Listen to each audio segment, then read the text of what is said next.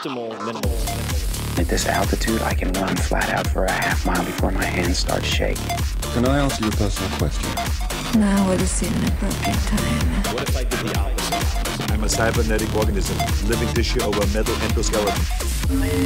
Tim Ferriss Show. This episode is brought to you by WordPress, my go-to platform for blogging, writing online, creating websites, everything. I love WordPress to bits. My site, every site just about that I have, is run on WordPress, and the lead developer of WordPress, Matt Mullenweg, has appeared on this podcast many times. The very first episode in particular is amazing. The second, I took a ton of notes on, so you should check it out. But WordPress, where do I even begin? I mean, The New Yorker uses it, Jay-Z, Beyonce, they use it, 538, TechCrunch, TED, CNN, Time. Whether you are looking to create a personal blog, a business site, both, neither, something else, you'll make a huge impact when you build your website on WordPress.com. And directly from some friends at Google, I'm not going to quote them by name, but they say that WordPress offers the best out-of-the-box SEO, that's search engine optimization, imaginable. So if you're on WordPress, you immediately have a leg up on everybody else on search engines and so forth. In my experience, I'm no medical doctor of search engine optimization, but I will say that I used WordPress for years and fell in love with it to the extent that I became very close friends with Matt and then became an investor / advisor to Automatic, which runs WordPress.com. That is how much I believe in this, and that's how a lot of my most successful products and investments have come about, because I'm in love with X, and then I seek out X. Nearly 30% of the internet is run on WordPress. And that includes everything from the huge sites that I mentioned to neighborhood sites. And it is super easy to get started. There's no need to worry about security or upgrades or hosting.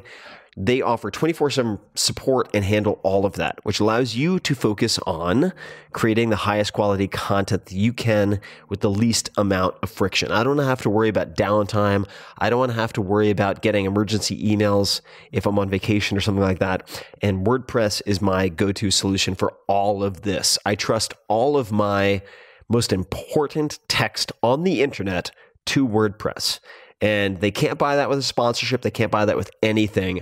I want uptime, uptime, uptime, and quality. And that is what I have selected after everything that I've looked at. So check it out. Go to WordPress. That's WordPress.com. WordPress.com/Tim to receive 15% off of your website today. That's WordPress.com/Tim. This episode is brought to you by 99 Designs. I've used 99 Designs for years for all sorts of graphic design needs.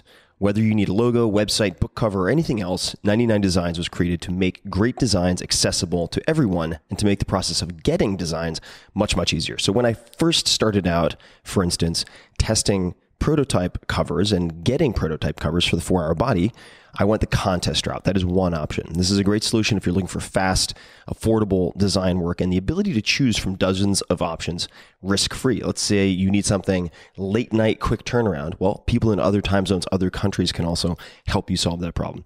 Since then, I've worked with 99 Designs on a separate path or a different option, and that is the one-to-one project service. So in a number of cases, and I'll give you one example, when I wanted to create the cover for my audiobook, The Tao of Seneca, this was a very important project to me.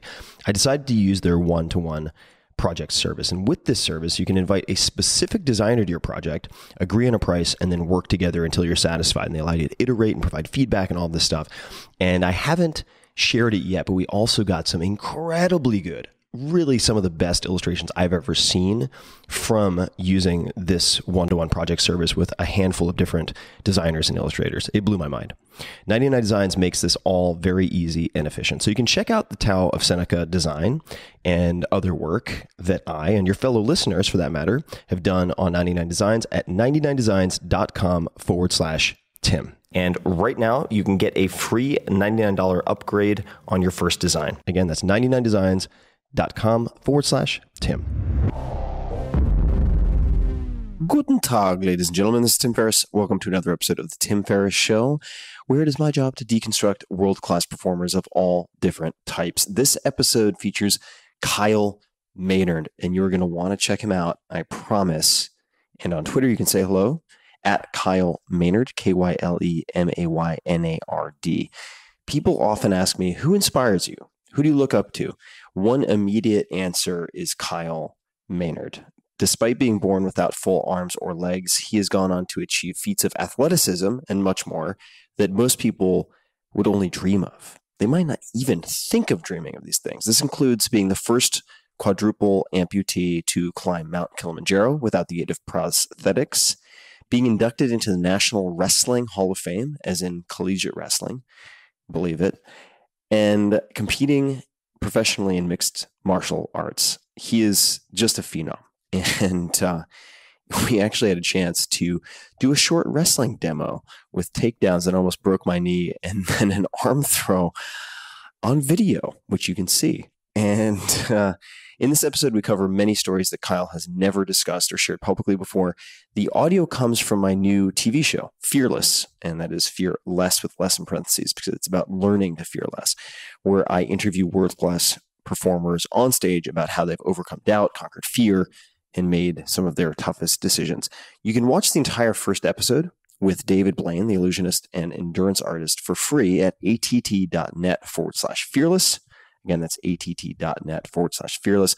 And to watch all of the episodes, there are 10 of them, including the episode with Kyle, please visit DirecTV Now. So you can just Google DirecTV Now. DirecTV with one T. So not Direct TV, but DirecTV. We recorded 3 hours of material and only 1 hour was used for the TV show. This podcast episode is almost entirely new content that did not appear on television. So I hope you enjoy it as much as I did. So without further ado, here is the incredible Kyle Maynard.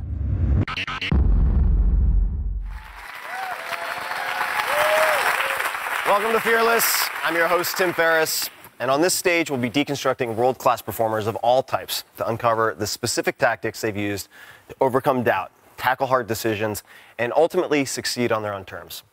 My guest tonight is a member of the National Wrestling Hall of Fame, New York Times bestselling author, and has summited Mount Kilimanjaro, among others. He inspires audiences around the world with his message, and he conquers challenges with his own unique style. Please welcome to the stage athlete, author, and mountaineer, Kyle Maynard.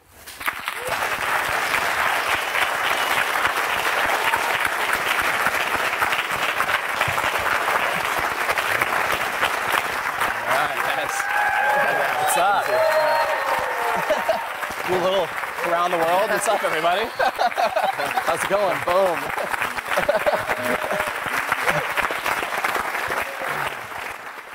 How many siblings do you have? 3 sisters. Yeah. 3 sisters. Yeah, what doesn't kill you?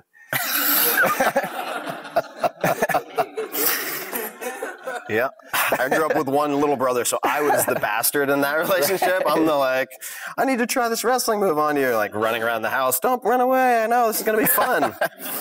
I was on the inflicting side, unfortunately. Well, there are a lot of grown men I'd rather fight than my sisters, so. And your dad seems like a tough dude. Not bad dude, but tough, former wrestler. I'm sure he's loving that right now. Or he did slip me a 20, so in fairness. But how were your parents' parenting styles different? There was a difference for sure. And I think it was a good balance. In wrestling, my dad was he wanted me to be the finesse wrestler, and my mom was she told me, if you put somebody enough pain on the mat with you, they'll find a way to get out. They'll find a way to get off the mat.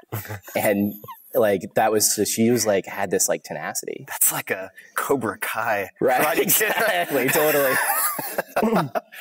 Take the leg. It was. What, Mom? Thanks, Mom. Right. When did your grandparents enter the picture in terms of your close relationship with them? Hours after I was born. Yeah, they were there the whole time. And what was your relationship like with your grandparents? I mean, it's been the best. Without them, they were everything to me, I got to choke back the tears sometimes with this. My grandma, so she passed last year, and it was really a big moment for me in terms of that awakener of what is my life about, really, my grandma, you know, so she kind of said this, you know, from her experience as, you know, in a, like a religious background, but I think it can be sort of even like a more universal sense if you apply this. Like she said that, Kyle, like God doesn't make mistakes, you know, like, and I take that to go and mean too, even like the universe doesn't make mistakes, right? That they're, and whether or not that's true, it doesn't matter, but it's an interesting place to come from, right? The Stoics talked a lot about like fate and like how we're on this path and this trajectory, and like whether or not that's true, it doesn't really matter. But if we go and, you know, act as if it's so, and that things are as they should be, it's just a better place to be, I think. I used to pray every night. Like when I was a kid, like I would just like wish that I could wake up and have arms and legs, you know, and if I had spent my entire life focused on that, it would have been a different life. Yeah, definitely. But she was everything. I mean, I think that the most powerful lesson that she ever taught me was, we used to go around in grocery stores together, just up and down the aisles of the grocery store. And sometimes, you know, when we would meet people, I mean, she would teach me, says, as soon as people hear your voice and they see your face and they shake your hand, they'll totally forget about the disability. And, you know, it's like a embedded, like hypnotic command almost, you know, it's like, that's like so much of my life has been colored by that. And everybody that I meet now, you know, I want to meet them. And then 15 minutes after, it's not really, the disability is not like that big of a deal. Yeah. So she was, yeah. Grandma Betty. But now it's kind of funny too, because like I can read people's eyes in terms of like, you know, almost like you can see like subtitles scrolling across sometimes, right? And I go to like shake somebody's hand, and 99% of the time I get a normal handshake back or whatever, fist bump, you know, and then like at that 1% of the time, or less, maybe one out of a couple hundred, I see this like just fear and panic, right? Yeah. You go to shake their hand and they're like, pause, and it's like, guy doesn't have an arm. What does he want me to do? Oh my God. Like, and I just hang out and wait. They come in for like an awkward elbow bump or something, like, thanks, bro. That was awesome. That was really cool. I like how you process that. Good work. What about your grandfather? My grandpa, for one, super smart, and I did not inherit those genes. I mean, like super smart. He was like valedictorian in engineers, like, you know, valedictorian at University of Illinois as an engineer. I mean, he was with his mindset, him and my dad was a engineer as well. And they really, you know, were just great at being able to figure out ways to be able to go and adapt different things, you know, and like the actual tools of what would be helpful. Problem solvers. Yeah, totally, man. I didn't learn to swim, believe it or not, until I was in my 30s. When did you learn to swim? It's funny. I was on Howard Stern, and he called my dad a dick for this. But my dad basically put me in the middle of the pool, taught me how to float on my back. Mm-hmm. And as soon as he thought that I was like good and I got it, then he got out of the pool, and he was like, now figure out how to get out. So you're like, okay. So immediately start crying and just straight to the bottom of the pool, right? So it was, but you know, kind of, yeah, I was like probably 4 years old, something like that, 3 or 4. Wow. Was the writing, if you had writing, eating, swimming, what was the most difficult of those? And is there something else that I'm missing aside from asking girls out that was particularly difficult for you? The physical stuff was less taxing to kind of like figure out. There was, you know, I kind of had this idea, this belief, like, you know, that there would always be a way, there'd be some tool. Driving in particular was a little bit trickier. You know, I was a little bit older because it was, I want to be in terms of like the adaptations and the equipment that I use, a lot more sort of Spartan, right? Like I want things to be very simple, very mechanical, like very little, you know, few points of failure. And, the first vehicle that this group, an amazing group that helps people with spinal injuries in Atlanta, wanted to go and have me drive, was this massive Ford van. I mean, it was like this huge thing with like, it was like, had these touch screen computers, but this is back in like 2002 or 3, right? And so these like touchscreen computers and like joystick for the, you know, gas, the brake. And I'm like, oh my, this is crazy, right? And I'm driving in like tiny lanes in Atlanta rush hour traffic with this like giant death trap. Like it was just this tank that's going down, barreling down the highway. And I'm like, no, never again. I'm not doing that again. You know, like not control deleting on the freaking highway. Like there's no way. And like, so I just escape. Right? Literal, right? Eject. But now, I mean, so they have pedals that drive just like an SUV, and it's just got basically lifted up and extended pedals. They're very simple. You can pop in my car and drive it, and it's like just put your legs underneath it, and use my left foot to hit the brake and my right foot to hit the gas, and grab the steering wheel with my arms. And my mountain guide friend, actually, who's done some pretty scary things, like climbed Everest and stuff, said that like one of the scariest moments of his life was when he's driving me for the first time, and I grabbed my phone to like answer it while we were driving. I got like the Bluetooth thing going now, so I'm like. I want to talk a little bit about Cub Scouts. Sweet. Just in general. Awesome. Just forget all these people. I want to talk about the Cub Scouts. Awesome. Should I join? No. Yeah. I read a story about a cave. Could you talk a little bit about your experience? Yeah. I think this is like where I found my environment. I found my homeland, It was like Gimli in Lord of the Rings or something, like in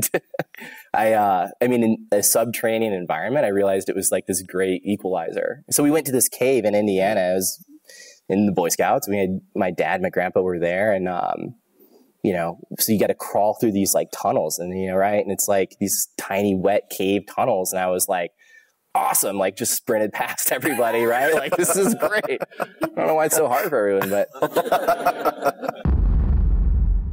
What drove you to the athletics, and what came first? I guess street hockey? Was that sort of the first competitive sport? I don't know. Yeah, I didn't. So the first team sport that I played was football and then wrestling. But it was like I always had this interest in sports. I was obsessed, and had this delusion of I'd be in the NBA someday, or I'd be I was a big Atlanta Braves fan, and like John Smoltz or Greg Maddux, throwing fastballs and, change ups and stuff. I'm like, and I think the really cool thing was that my parents did let me have this dream. They didn't squelch it. My mom was a little bit more pragmatic, I think. So when I did go to play football, she was telling me that, you might be the water boy on the team, but they're going to find a place for you. And in my head, like I said, I want to be the quarterback. I want to be throwing the spiral touchdowns. And it was interesting how those dreams, they didn't and as I'm sure as you can relate, right? Like the dreams that you may have had at a certain point, they didn't manifest exactly how you saw them go, but it set you on this path and this journey that then takes you down other turns and corridors, and you go into other directions that you never would have imagined before. So the GNC's world's strongest team started with 10 pounds, got up to 210 each arm. What was that, the world's strongest team for GNC? That was bench press, right? Yeah, so it was basically, I was 17, 18 years old. It was we just kind of picked a weight, 240 pounds, and I just did as many repetitions as I could, sort of like a combine-esque kind of situation. And ended up at that competition, so did 23 repetitions at that and weighed about 120 pounds at the time. But it's just crazy because I think, so I opened a gym about 8 years ago, and frequently when someone would come into the gym and talk to me, a lot of times, or not just me, but one of our coaches, they would go and point at somebody doing something amazing. And they would go and say there's no way I can go and do that, And I hear that all the time. And it's to me, it's you have no idea where that person started. You have no idea the massive amount of failure that went into being able to go and get to that point where then they were doing something awesome. But the difference was they stuck it out, they did the work, and then that was the result. So, it's I think if I could go back in time and tell that 10-year-old that was really struggling, someday you'd be able to go and, lift that weight or travel the world as a speaker, or, have businesses and, date some amazing girls or all of that. It's just different experiences, or climb some of the highest peaks in the world. If I could tell that 10-year-old that, it would almost seem like a fantasy story. Yeah. And I think that in coming back to that question that we talked about of veterans, and somebody maybe that's at a really hard spot, if they could talk to someone 10 or 20 years, a version of themselves 10 or 20 years later, after they had really faced some of these fears, then I think that they would have their mind blown as to what they'd be able to achieve. For sure.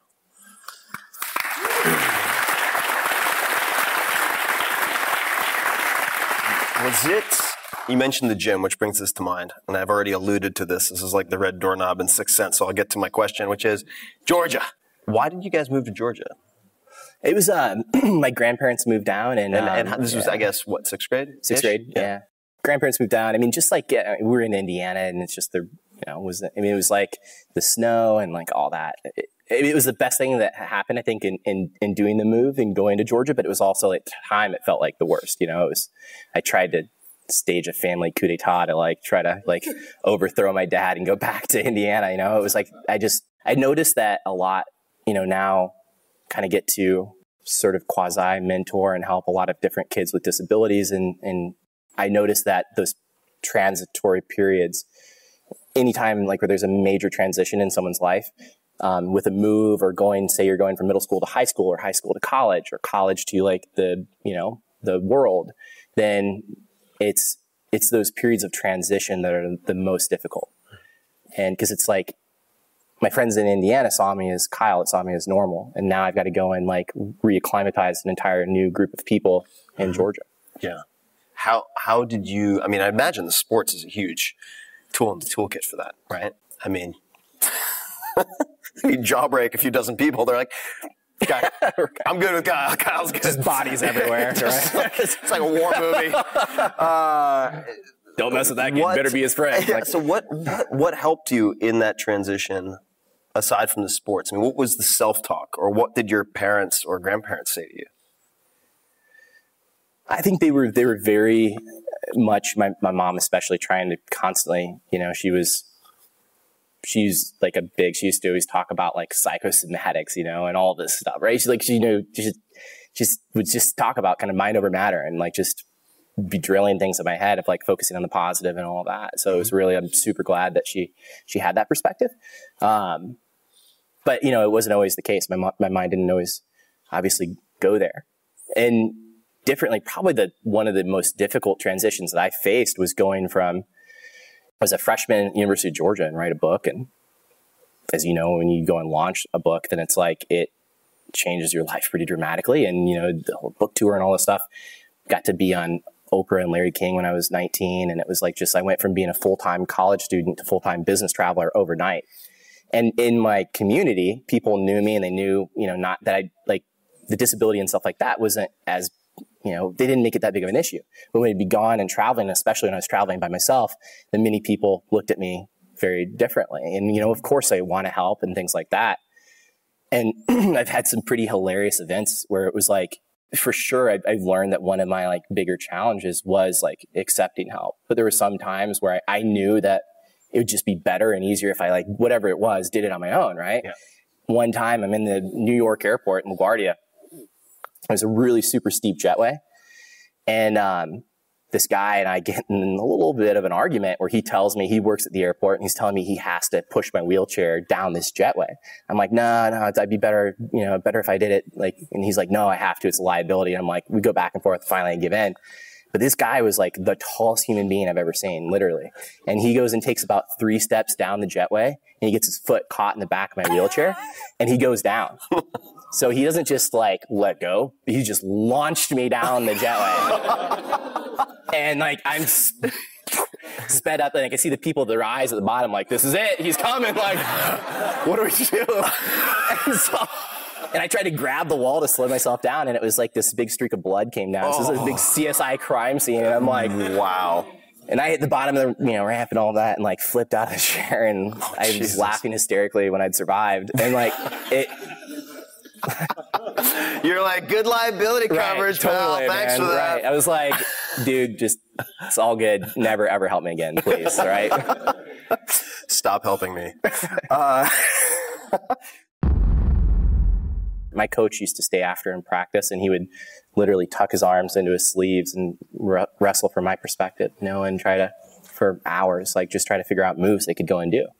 I think a lot of times too, we look at things and we forget, like, we look at one person that's achieved something great and we're like, oh man, that person, right? And we don't see the massive amount of people, the hundreds of people or thousands of people that have poured, their life into like trying to help that person. Yeah, for sure. I read an essay by Arnold Schwarzenegger recently, which was, I am not a self-made man.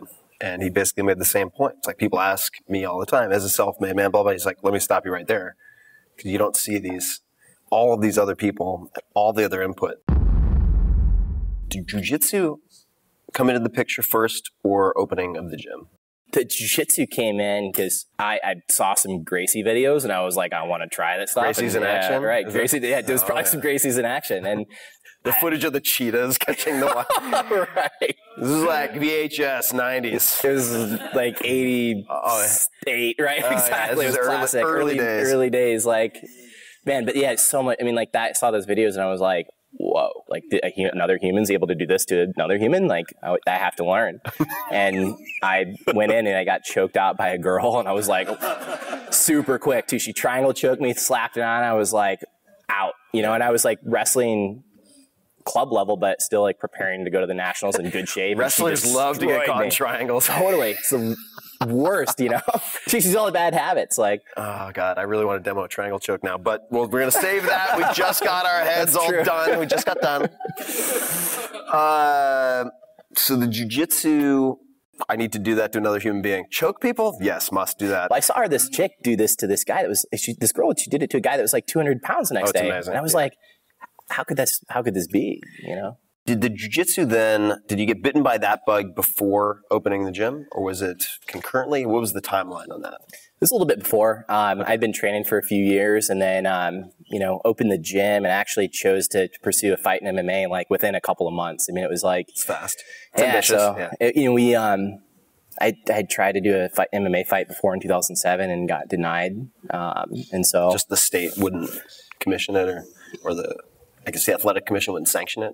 Yeah, the head commissioner, he was in a wheelchair actually. He told me, I think this is amazing what you're doing here for people with disabilities and we support you doing this. And then at a commission meeting, won't be a problem to get your license. It's an amateur fight in Georgia. And then like a couple weeks before the fight, like, I don't know, there's a big outcry on the internet. A lot of people had opinions about things and said some pretty gnarly stuff. And I mean, my sisters were like crying reading some of this stuff. You know, people saying, you know, Kyle's a limbless freak show, doing this to get back on TV and come take a chainsaw and cut off my arms and legs so I can get on TV too.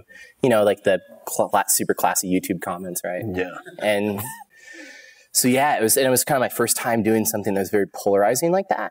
Yeah. And it was a unique experience. And it was also coupled around, like right around the time I had just opened the gym, some training for the fight, you know, and like some nights like sleeping in the gym. I mean, had opened it up and it was like, coaching all the classes. I'm like the CEO. I'm also the janitor. You know, somebody like goes and pukes during a workout. Got to go clean the toilet. It's like, you know, so kind of, I mean, all of those things are going on simultaneously, trying to go and prepare for this fight, which is like one of the biggest events in my life. And it was a wild experience, but I look back on that. It was amazing. Some of my best friends, actually, some of them, one of them is here, was a director of we produced a documentary on it, ESPN bought, and then now it's on Netflix, but it's an amazing journey. What's the doc called?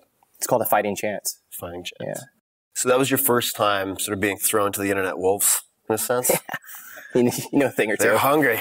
Oh, I do know a thing or two about that. What did you learn from that? What did you take away from that? That can be, it is a really, no matter what, a really difficult experience. But you also then, I mean, you have your family reading these things. What did you learn from that? Or actually, and I could phrase it a different way, you can tackle it however you like. If you were to give yourself advice just before getting into that situation, what would you have said? Have compassion for them. Have some empathy for them and understand that like even, you know, all they're doing is they're projecting my capabilities based on their own experiences. And imagining like if I were in Kyle's shoes, then of course, you know, like whatever, then I wouldn't be able to go do this or that. And if you don't have any experience, like if I've never trained with you or whatever, then it would make sense. A guy going into a fight, you know, punching and kicking is loud, you know, choking is loud, all of that stuff. It's like, seems like crazy and ridiculous until, if we train together, I can change your perspective, right? Then it's like, so they didn't, you know, in their map of the world and their understanding, then it was like, I get it. It makes perfect sense. And at the same time, in the cage, I got to sit in there and be the first time in there looking out, not as a spectator, but as a participant. And it was like, such a cool view, man. It was like, wow, like 99.99% of the people that said those things would never have that view because they're so busy talking shit that they don't live their life to then have that experience. And I don't know, there's a Teddy Roosevelt thing, a quote, you know, from a speech that he gave, but this excerpt is called Man in the Arena. Oh yeah. And that I really encourage everyone here, I mean, to go and check that out. It made a huge impact on me. Man in the Arena, definitely check it out. You know what? I also, because I was in the middle of getting dragged through the mud at one point for some like minor infraction on the universe. I don't remember what it was, but just like getting stoned to death on the internet by some like minor contingent of rabble rousers. And I was just really down on myself. And I watched Ratatouille and the Anton Ego review at the end. I'm going to probably take us back on track, but check it out. That's awesome.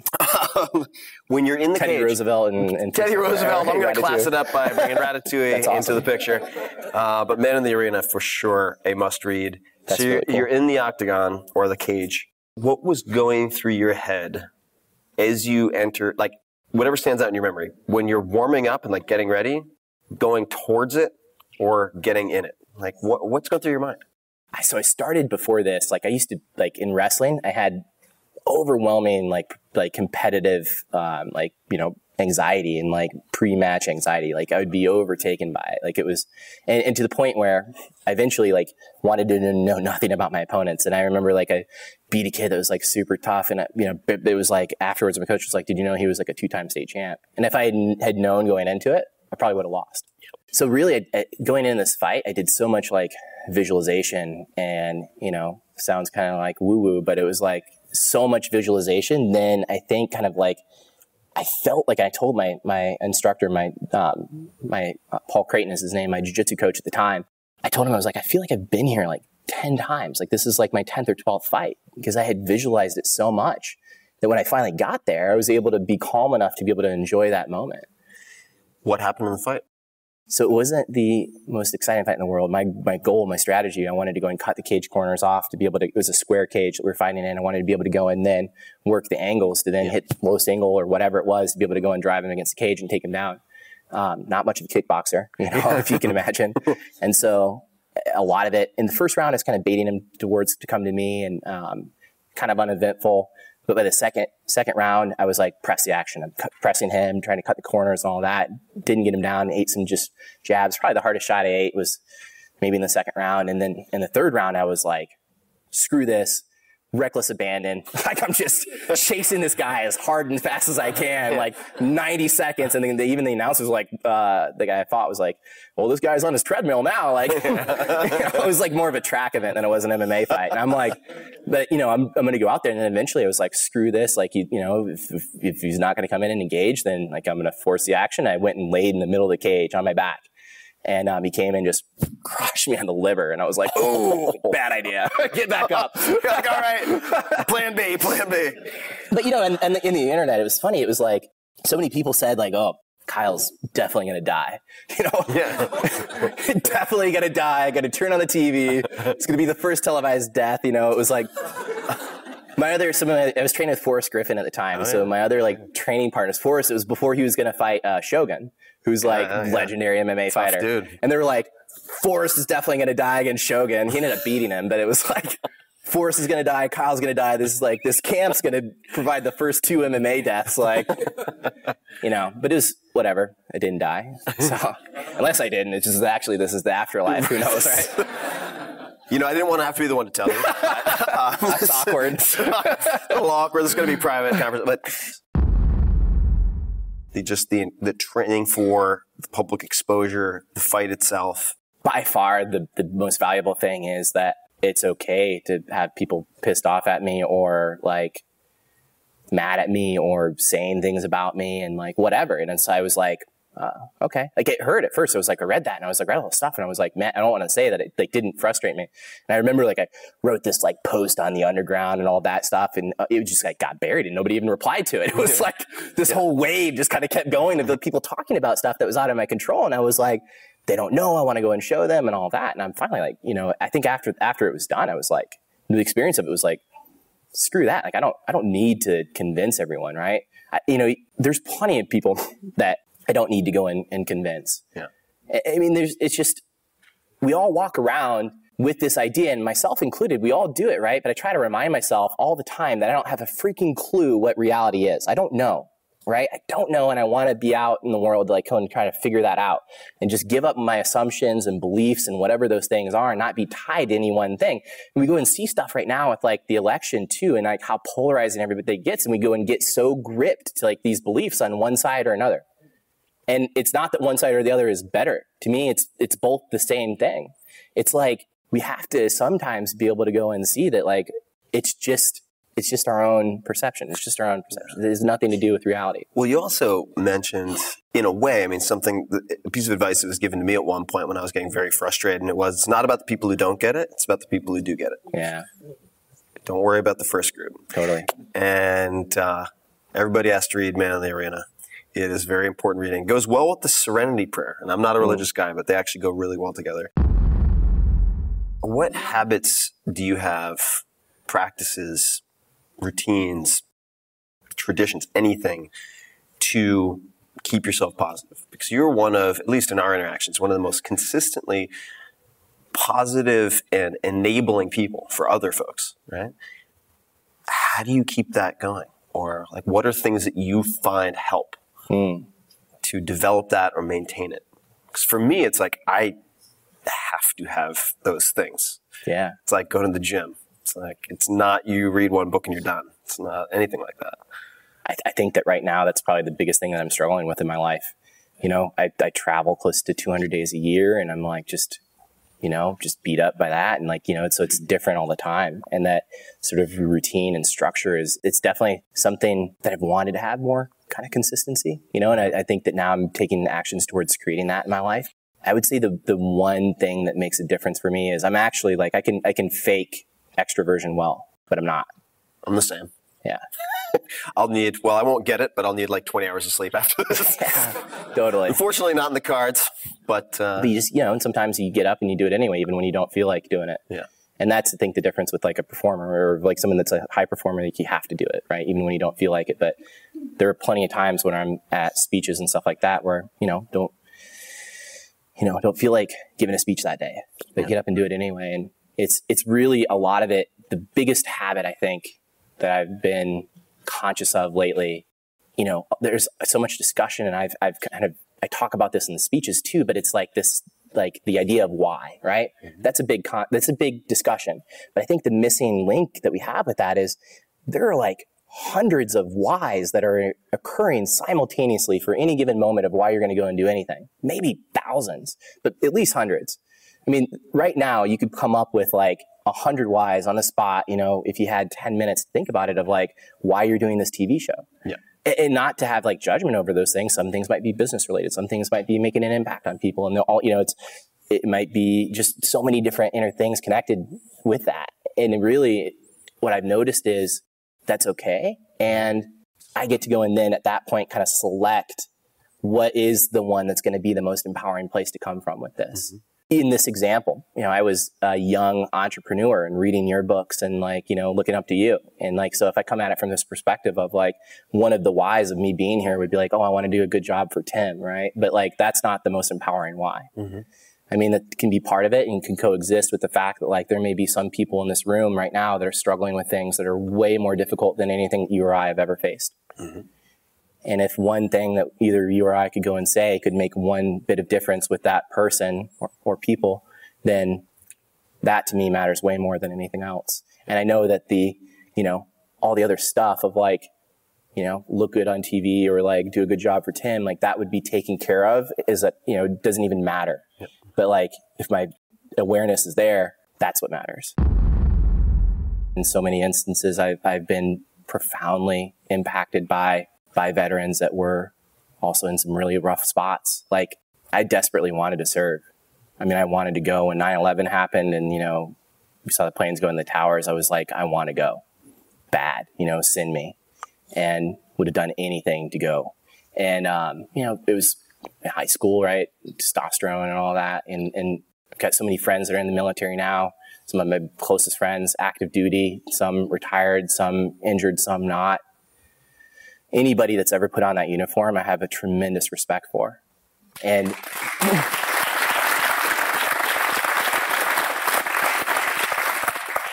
but on several instances and times where I've been feeling sorry for myself, and I mean, I hate this word, but motivational speaker, right? Like the motivational speakers, whatever, they have bad days too, right? And you have moments where you don't feel like motivating, but then like I go and I meet some veterans and just have these just powerful experiences and things that like just really reshape the way they go and think about stuff. I remember I was just sharing with some friends today about like, I went in a couple of years ago. It was a trip just back to Walter Reed and got to go and visit. We actually played the documentary Fighting Chance. So we had a viewing at Walter Reed and spent about an hour in this hospital room with this one kid who had recently been blown up pretty bad.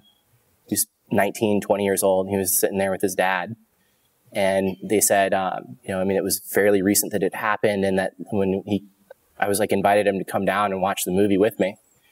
And, we had maybe intimate kind of thing, 30 or 40 people in this room watching the film, and like, and seeing their reactions too, when the people would go and say the things that they said about me in the MMA fight, it was like powerful. I mean, they were like, some of them wanting to just like strap up and go after those guys. I'm like, whoa, you guys need to chill. But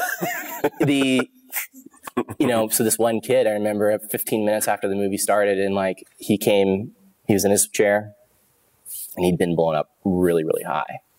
And lost both legs and like almost, it was really high. And they said that was like one of the first times that he got to come out of his room, and like the first time that he'd come out of his room, maybe in like one of the first times ever, like since he'd been there. And stuff like that, man. It's like, it put a different feeling and perspective on it, because it was like, it took away this idea that like I needed to go and serve with a rifle, that, but there would be ways that I could go and serve in other ways now. And I'm still with, every fiber of my being, want to go and find ways to go and help those that have been over there to defend us. This is from Ryan Minnick. No excuses. Your book was published a decade ago. Is there anything about the book that you wish you could revise? And I would just tag on to that, or add or remove for that matter. Is there anything you'd change? Man, I don't think we have time for that. No, it's like, really, like, I think I can answer that and summarize that with, it's a perfect snapshot in time of who Kyle Maynard was at 19 years old. And, it's not something, a big weakness that I've had. And it kind of connected to what you'd say, that even like, why speaking, right? Mm-hmm. Why am I doing that? Well, a lot of it, frankly, is I don't have a good answer for that. It's because of what I've always done.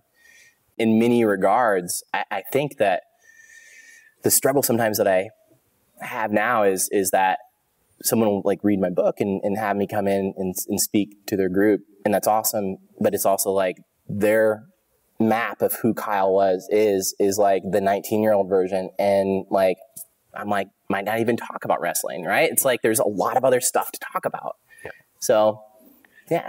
Do you have plans to write more books? I do. And I mean, I can't give you a BS excuse as to why I haven't. No, it's true. I think that the big reason of why I haven't, I'm kind of glad that I haven't. Extreme pain in writing is always my excuse. Right, totally. Well, I actually kind of see some of your posts, and I'm like, that doesn't sound like a lot of fun. Yeah. No, but it takes a lot out of you. And at the same time, I'm like, a book is a very permanent sort of medium. I don't know if someday if I'll have kids or not. I have a niece and nephew. And someday they'll have kids and all that, right? And their kids. And so like way after I'm gone and way after you're gone, those books will still be around as sort of a way for people to know who you were. Yeah, I always tell people, and they're like, yeah, I really want to write a book, like maybe my spare time. And I'm like, a mediocre book is more of a liability than a help. Trust me. Big time. Can't pull that one. Can't put the toothpaste back in the toothpaste tube on that. That's awesome. That's a really messy operation. It's not going to work. When you are traveling, what does a workout look like for you? The pain cave. Yeah. How do you create that on the road? I try to, I know that just with my body alone, I can go and make a lot of different things happen, different body weight things. And, if I have one dumbbell or something like that, I can go and use it. It helps for me to have like a little bit of a mat or something like that, kind of like yoga mat or something to brace off of. But generally there's some form of, even like any type of object, right? Like, if I need to pick up this chair and go and move it around really fast in a bunch, it might look really weird for anybody that comes in on that. But like, it's... like, I'm just imagining the cleaning lady like, right. What is happening right now? Am I on drugs? Like, totally. No. I got to get out of here. But this guy is. This guy's definitely on drugs, right? Definitely on drugs. I don't want whatever he's got. Just make me move a bunch of chairs everywhere. Worst recreational trip ever. If you had to give a TED Talk on something that you are not known for, do you have any kind of pet obsessions, things you geek out on that you'd present on? I mean, it's a little bit different, but I would say I'd probably give a TED Talk on parenting, but not from like, I mean, I don't have any kids, right? So like, who am I to give a talk on that? But like, so seeing my sister as a parent is really special. My niece was diagnosed with type 1 diabetes, you know, and some days are like really hard for that. Like that's a disability that you can't necessarily always see unless you see maybe like a glucose monitor on someone or insulin pump. But like, you know, my sister's just, I don't know, she's just awesome with that. Like it just is really special. Like the other day, you know, she was at this birthday party and this little girl came up to her and she could see that she had like a glucose monitor on the back of her arm. It was this princess themed birthday party. And this little girl was like, you can't be a princess because you have one of those. And my immediate response was like, oh, well, you can't be a princess because you're the devil.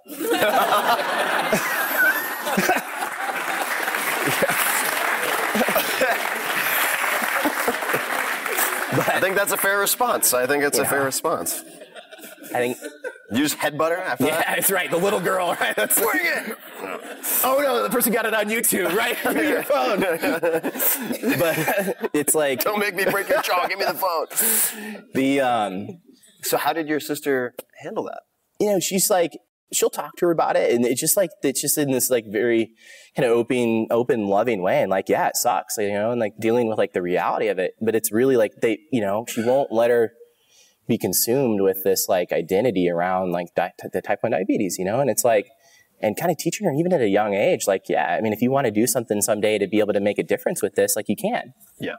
And it's like, you know, she's like 4 years old and she's like the sweetest girl in my life. I mean, and I think that too, and kind of her being around me and other things like that, it's kind of given her a level of like, you know, indifference about the disability, which I think is a really good thing. Like indifference there is like zero separation. It's just normal.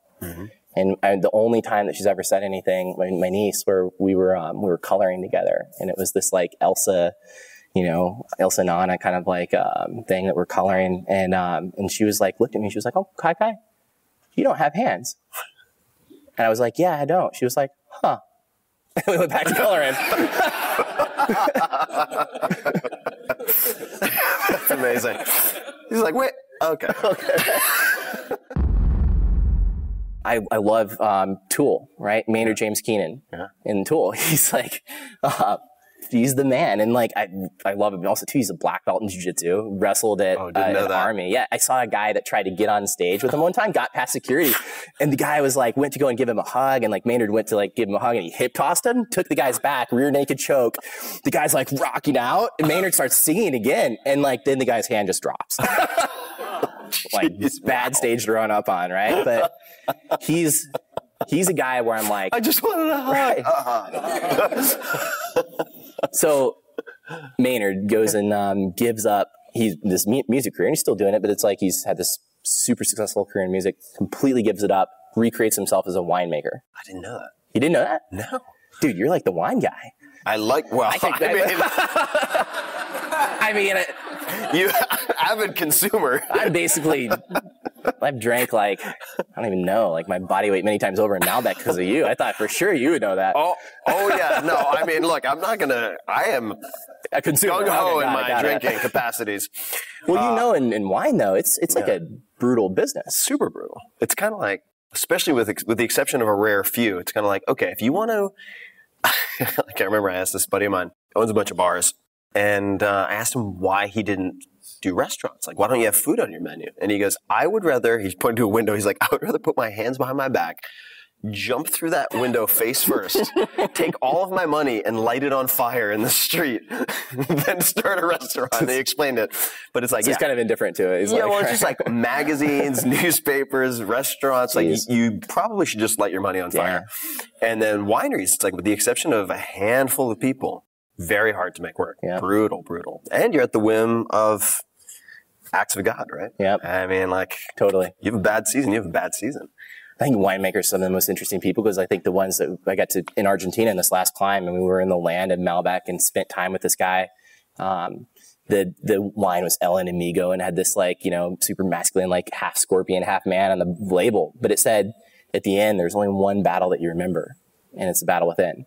It's like, I mean, of course, I'm like, this could be terrible, but I'm going to love it because of that quote, right? I'm like, case of that. Yeah, but the guy was like testing limits and testing assumptions where he was growing grapes at altitudes that like people said you couldn't do it. Yeah. And I love that, you know, it's like, I love that you're, you know, can go and attest to those assumptions. It's like, yeah, that was, you know, it's in medicine, it's in everything. I mean, I just got to give a speech with Pfizer, and I talked about the treatment that my grandma went through with this, you know, and cancer, you know, oncology treatment products are some of the things that they go and make. And the polarity that occurred and the tension that occurred inside of our family and how that treatment should go was really intense. And it finally, I like, you know, she was dealing with oncologists that hadn't had, you know, they went to school that were like maybe 40 or 50 years ago, right? Yeah. And it was like they're at the very tail end of their careers and they're not updating the map, right? And there's so many things, like even fasting has had, you know, demonstrated profound effects on you know, radiation and chemo treatments. Oh yeah, it's incredible. I mean, you know, Dominic D'Agostino, I've interviewed a few times, incredible scientist, has looked at the effects, and it's not effective for all types of cancer. It's not suitable for all patients, but there are published studies looking at how it can sensitize cancer cells to different types of treatments while protecting the good cells, healthy cells. Yep. It's very, very fascinating stuff. And I just want to mention one thing, which is, you know, we're talking about how everyone's like Swiss cheese. You know, we all have our disabilities. Just some are more visible than others, perhaps. Yep. So Malbec, this is, and this may be an exaggeration. That's also common in Argentina. Like very passionate people. They love telling stories. But Malbec was not really well known in the world before Argentina. But it was brought from Europe. And my understanding is that it was basically treated like a garbage grape. And then the immigrants brought it to Buenos Aires, and it's turned into this world-famous wine that was discarded effectively. So you never know where you're going to find the strength. The garbage grape, man. Maybe that's a book right there. Right? Seriously, I think about this. I'm like, every one of my favorite societies to go and study of like the Spartans and the Vikings and these warrior cultures, they would have like left me to die, right? Like, taking this one, throw them over the edge. Like the beginning of 300 where they're throwing the babies off, like that would have been me right there, like clearly.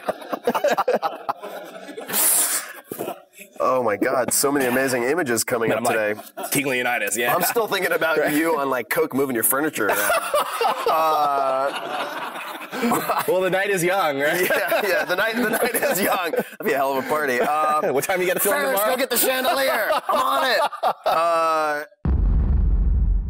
From when you had the initial idea to do Kilimanjaro to the point that you were actually suited up, geared, and about to start the climb, how much time elapsed? So sitting in the bathtub, you know, with the ice, had the idea. That was like fall of 2010. Met my friend Dan April 2011, and we started this project together. And then, so April 2011, and then by January 3rd, 2012, we were on the plane flying to Africa. You had to figure out a lot of stuff, right? I mean, first was getting somebody that's crazy enough to take us. Yeah. Seriously, because it was like. So how did you convince someone to do it?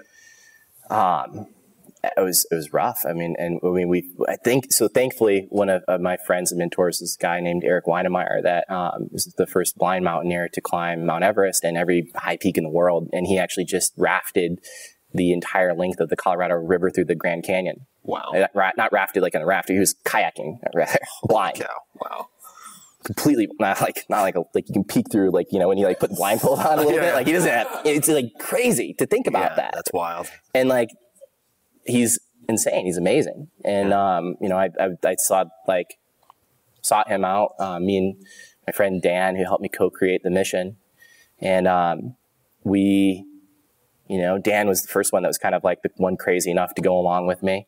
He'd been a record-setting middle linebacker, but it was, you know, he was like 5'9" or something like that, you know, and like, had 21 on us as tackles in the game. But it was like one of the most just passionate, esoteric, you know, just guys that I could connect with on that level.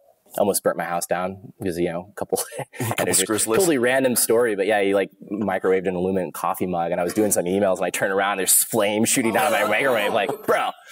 So I hope he sees this, but you know, so it's like, but he's this kind of guy though that was like, he'd go and run through a brick wall. Yeah. And I needed that person to go and have that belief with me. So then from there, we sought out Eric. Eric introduced us to our guide, Kevin Shirilla. Kevin had he'd managed Eric's base camp of Eric's Everest climb. So he was the base camp manager. He's led more climbers up Kilimanjaro than I think any American.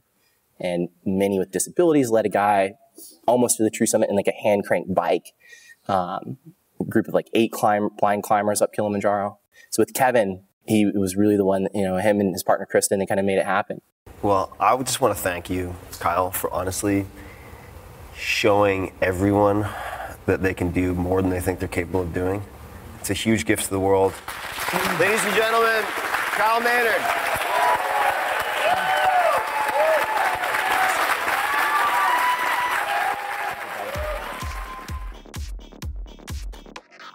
Hey guys, this is Tim again. Just a few more things before you take off. Number 1, this is 5 Bullet Friday. Do you want to get a short email from me? Would you enjoy getting a short email from me every Friday that provides a little morsel of fun before the weekend? And 5 Bullet Friday is a very short email where I share the coolest things I've found or that I've been pondering over the week. That could include favorite new albums that I've discovered. It could include gizmos and gadgets and all sorts of weird shit that I've somehow dug up in the world of the esoteric as I do. It could include favorite articles that I've read and that I've shared with my close friends, for instance. And it's very short. It's just a little tiny bite of goodness before you head off for the weekend. So if you want to receive that, check it out. Just go to 4hourworkweek.com. That's 4hourworkweek.com, all spelled out, and just drop in your email and you will get the very next one. And if you sign up, I hope you enjoy it. This episode is brought to you by 99 Designs. I've used 99 Designs for years for all sorts of graphic design needs.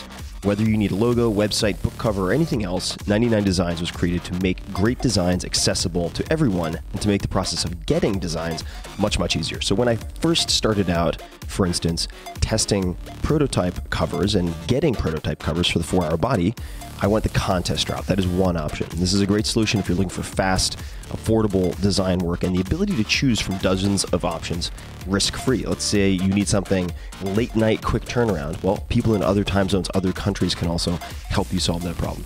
Since then, I've worked with 99 Designs on a separate path or a different option, and that is the one-to-one project service. So, in a number of cases, and I'll give you one example, when I wanted to create the cover for my audiobook, The Tao of Seneca, this was a very important project to me, I decided to use their one-to-one project service. And with this service, you can invite a specific designer to your project, agree on a price, and then work together until you're satisfied. And they allow you to iterate and provide feedback and all this stuff.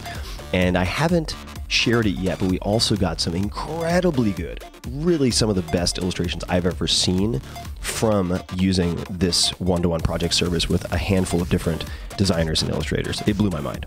99 Designs makes this all very easy and efficient. So you can check out the Tao of Seneca design and other work that I, and your fellow listeners for that matter, have done on 99 Designs at 99designs.com/Tim. And right now, you can get a free $99 upgrade on your first design. Again, that's 99designs.com/Tim.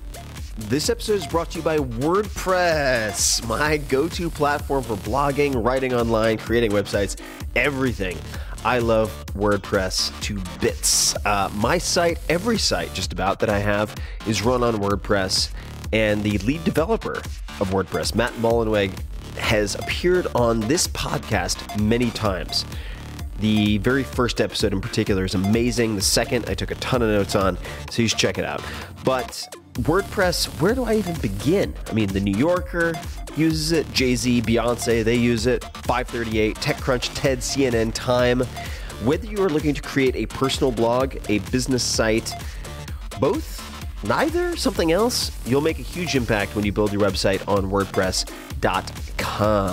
And directly from some friends at Google, I'm not going to quote them by name, but they say that WordPress offers the best out-of-the-box SEO, that's search engine optimization, imaginable. So if you're on WordPress, you immediately have a leg up on everybody else on search engines and so forth. In my experience, I'm no medical doctor of search engine optimization, but I will say that I used WordPress for years and fell in love with it to the extent that I became very close friends with Matt, and then became an investor slash advisor to Automatic, which runs WordPress.com. That is how much I believe in this, and that's how a lot of my most successful products and investments have come about, because I'm in love with X and then I seek out X. Nearly 30% of the internet is run on WordPress. And that includes everything from the huge sites that I mentioned to neighborhood sites. And it is super easy to get started. There's no need to worry about security or upgrades or hosting. They offer 24/7 support and handle all of that, which allows you to focus on creating the highest quality content that you can with the least amount of friction. I don't have to worry about downtime. I don't want to have to worry about getting emergency emails if I'm on vacation or something like that. And WordPress is my go-to solution for all of this. I trust all of my most important text on the internet to WordPress. And they can't buy that with a sponsorship. They can't buy that with anything. I want uptime, uptime, uptime, and quality. And that is what I have selected after everything that I've looked at. So check it out. Go to WordPress. That's WordPress.com. WordPress.com/Tim to receive 15% off of your website today. That's WordPress.com/Tim.